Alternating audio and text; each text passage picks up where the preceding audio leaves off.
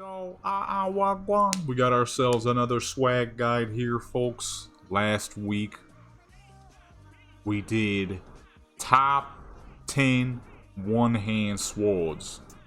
This week, we're doing top 10 two-hand swords. That being said, make sure you hit that subscribe button, that like button, and notification bell. Share with your people to join the legendary clan, support the channel, become legendary.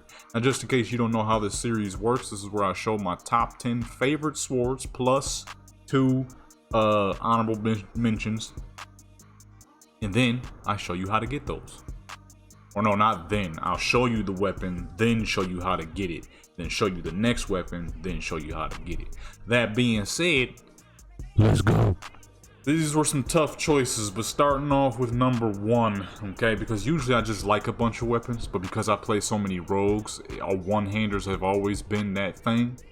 But for two-handers, I'm gonna definitely have to say number 1 is this lovely blade here, the Camors Revenge. I remember when this sword first dropped, boy, when AQ first came out and we discovered this in the database. Ay. Number 1, it is one of 2 only glassy looking blades in the game, if I'm not mistaken. The other counterpart being from the Ruins of AQ, the Manslayer, which is a smaller version of this, not nearly as good looking, but yeah, I remember when this first dropped, I'm like, wow, I gotta get that someday. Of course, it wasn't during vanilla, I was too freaking young. Now, how do you get this? Let's pull up. Alright, so my private server is a little janky, but you'll understand. So that man right there, Emperor Vec Nilash, is the one who will drop you this lovely sword. After all, it is his own sword. However, drop rate ain't the greatest, unfortunately, at a measly 8%.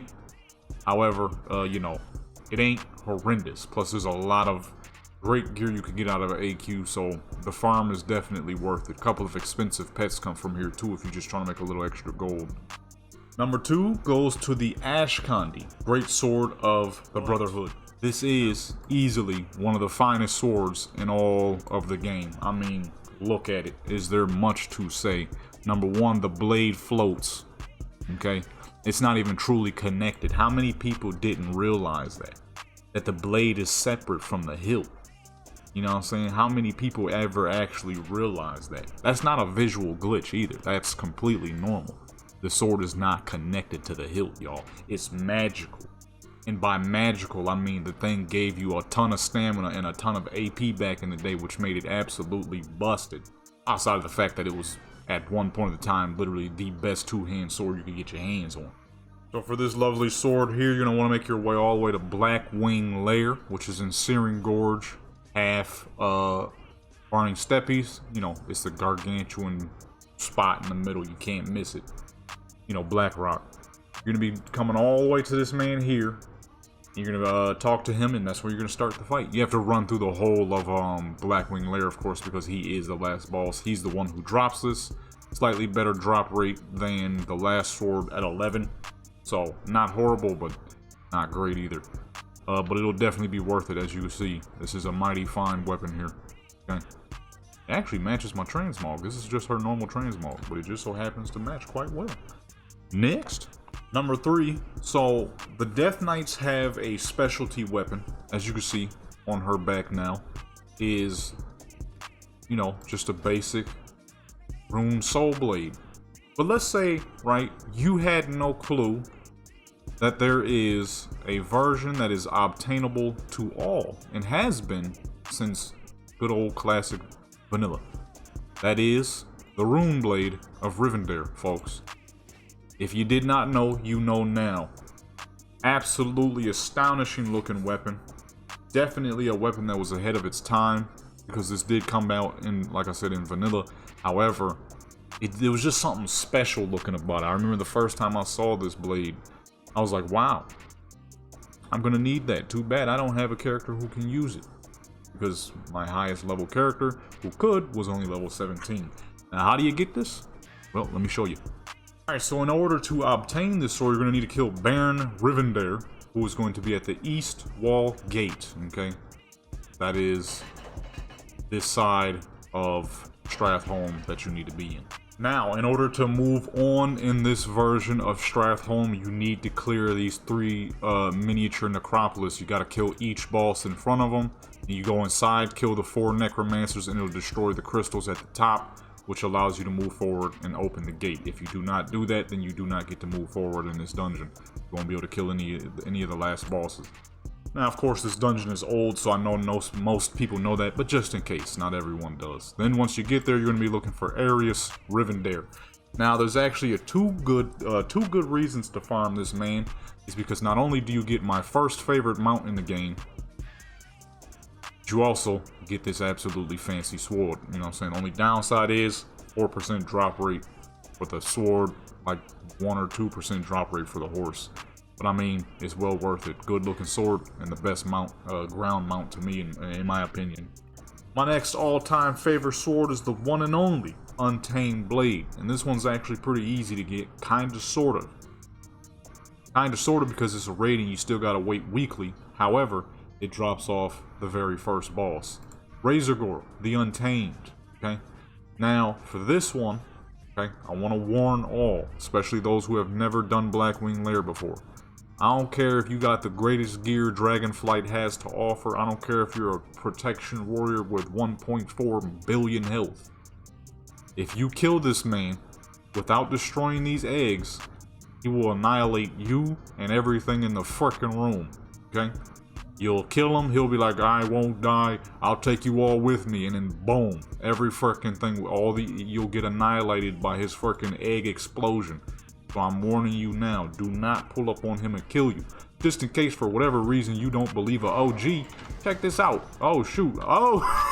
Next up we have the Zenrock Destroyer of Worlds. Are you tired of your lowly, boring, filthy troll looking like a regular? Well, you need to get your hands on the Zenrock Destroyer of Worlds. That way your troll will become a Zulian warlord. Now here's the thing, you can't get the Zenrock Destroyer of Worlds anymore. However, you can still get the Zenrock Destroyer of Worlds. Now the difference between the Zenrock Destroyer of Worlds and the Zenrock Destroyer of Worlds is, one used to be a last boss item off of a car, and the other one can be obtained simply through archaeology, baby. Just get that archaeology to 525 and hope you get your hands on it, because I still haven't. So, you know.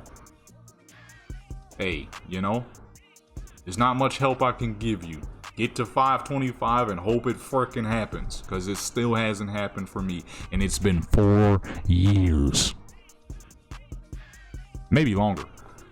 But yeah, you can still get it. It's just a pain to get. You need troll tablets. You need 150 fragments, which will allow you to make 3 keystones, and then you combine them into some bullcrap, and boom, Zenrock Destroyer of Worlds. Good frickin' luck. That's the best I can give you, is good luck. These are some mighty fine weapons. Okay? It'll make your troll look more of a powerful troll versus a regular troll, you know? Maybe you'll actually get them, because I still haven't. Next up, we have 2 weapons, actually, because they look so similar. I had to do a miniature honorable mention, and that is the Blade of the Titans and the Gut Render. Okay? These are 2 apps, well, specifically this one, are 2 absolutely fancy blades. Okay, I remember the first time I saw this thing way back in the day. Okay, way back in the day, and I was like, wow, I need that. This is a very good looking sword for any Blood Elf Paladin or warrior, because of all the naturally gold gear they have, as you can see here. Okay, and now that we have the ability to transmog white items, you can really take it far with the look of this weapon. Okay. And then you have the more darker color, which to me works really good on either undeads or orcs. You know what I'm saying? Beautiful. 2 beautiful weapons. Truly. Especially this one. I really love the big frickin' orange brick sword. Now you're probably wondering, Jaden, what's the best way I should go about getting these 2? Auction house.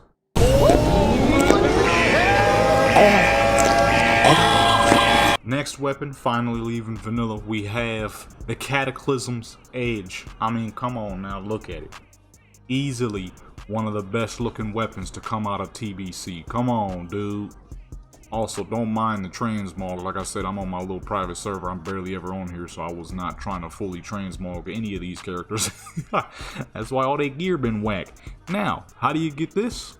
Well, simple, but a little lengthy. Alright, so you're going to be making your way to Caverns of Time, which is in Teneris. Okay, once you land in Teneris, either Bootlegger or Gadget Zane, maybe Valley of the Watchers, you're going to make your way down to Caverns of Time. Once you're in Caverns of Time, you're going to make your way to Battle of Mount Hyjal. Alright, so boom, here's the whole of Mount Hyjal. Now, what makes this long is Hyjal works in waves. You start at the Alliance or Horde encampment, and you make your way. Oh, I'm going the wrong way. And you make your way down. Okay, you gotta go all the way through this, come around this way, and then right, and then it's long. If I'm being honest with you, it's pretty freaking long. And then y'all just running your way around, going through all of Hyjal, right? And then, and then finally, boom, you at the Archimon, who drops, oh, there you go, who drops this absolutely, who the fuck, hey, son, don't pull up on me like that. What's going on? Hey, what you boys got going on, man? And then once you kill him, he has a 17% chance of dropping this absolutely magnificent sword. Now this next weapon, my next favorite blade, is a blade that is massive and being held together by tape. I need this tape. What kind of tape is this? The fact that you can swing a weapon this massive and the tape doesn't depart. I need this tape. I'll get rich off this tape. I won't leave you guys behind. I'll still record Warcraft videos. But I'm gonna make some money off this fucking tape. What tape is this, man? It's probably duct tape. Now, how do you get this weapon? You gotta pull up to that place right there. Good old Nax Ramus. 25 normal. Can't be anything else. 25 normal. Now, it does drop off of a few bosses, however, at a pretty questionable drop rate. So a main one who drops his sword would be Gluff. Okay, switch that over to 25, man, and boom, Armageddon. And but you have the possibility of getting it off of one of the 4 horsemen. The problem is their drop rate, if I'm not mistaken, is quite a bit lower than Gluff's drop rate. So, and that's not very good in itself. So, I think like somewhere between 2 to 4%. So, it's gonna be a tough one to get, but once you get it, you will not be disappointed. Obviously, as you can see, a mighty fine weapon. Okay. Next blade is a fancy fork, okay? A true Nordic weapon. So that's kind of hard to say true Nordic weapon from a man who's not even slightly Nordic, but you know what I mean. You hear me? Look, okay?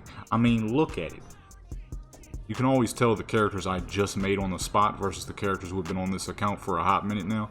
Because all I did was take his his gloves and his shirt off. He got the same level 1 crap with a helmet on. Shoot. Now, how do you get this? Well, you got to pull up to this spot right here. Halls of Stone, folks. Okay, Halls of Stone is where you're going to want to pull up to. Alright. Halls of Stone will reward you with this absolutely lovely sword. Sword of Justice, that is. Okay? That's the Tribunal of Ages. It has to be normal. Or heroic, actually. I forgot about heroic. You can do it on both heroic or normal. Not much of a point on doing it on heroic unless you just want a purple item of it, and so you can sit it in your bank and just stare at it for a while. I'd do that. Or you could just run regular and get it run it a bunch of times till you get locked out. 7% drop rate, so it ain't that good. But, you know, at least with a dungeon, you can farm it about as much as you want versus a raid where you gotta sit and wait every week. Or unless you got a million characters, like I do, just run it over and over. And last but not least, before the honorable mentions, we have the Gerthalax, the voice of the deeps. This right here is a weapon I hold close to my heart. Okay, so much so that I even gave her the old school transmog she used to rock back in Cataclysm. Imagine that, right? You see a little Night Elf warrior thing with dual Girthalax on and this swaggy transmog. You're gonna be like, oh shoot, that's a lot of damage. I need to back it on up. And this is what she used to rock, you know what I'm saying? That was her hairstyle back in the day. You feel me? Or sometimes I would be having dual cataclysmic daggers. Now I know some people probably wonder, was you actually running around shanking people with daggers? Yes. And it was effective. Now how do you get your hands on these? Well, you need to pull up to Caverns of Time, which is in Tenere. Same way if you're going in from Gadget, Bootlegger, or Gunstain. You need to come over here to Caverns. Then once you're in Caverns, you're going to make your way on and down. Up into Dragon Soul, right here in between End Time and Hour of Twilight. Then, the reason why I chose the blue one specifically is because blue is my favorite color, and these were the main two I had back in the day. You're going to be joining in on looking for raid. I'm going to show you how to do that. Alrighty, so once you're up in front of Dragon Souls, there'll be a little lady right here, okay, named Aradormi. She's going to be the Raid Finder Guardian. You're going to talk to her, and she'll allow you to switch it over to Raid Finder. Now, I'm not 100% sure if this place can be soloed. After all, back then it was not, due to very specific things you had to do in order to defeat the Spine of Deathwing. So, you know, if it is possible, then boom. If it is not, then get one extra friend to help you out. And then you get over to the Madness of Deathwing, and that is how you get the Girthalax. Now, if you don't care so much for the blue one, like I myself, there are variants. So you get the blue, you do normal for the orange, heroic for the purple, and I'm guessing these ones are the same color. Yeah. So 25 men is the same color. And you could get a chance at some pretty cool mounts too. Boom and bam. Okay. Oh, there you go. Now for the honorable mentions, we have the Corrupted Ashbringer. Okay. A weapon we will unfortunately never see the daylights of receiving again, because it was never truly supposed to be in the game. They accidentally put it in at the time, and they said, you know what, forget it. Let's just keep it there, see what happens. A few people got their hands on it, quite a few people.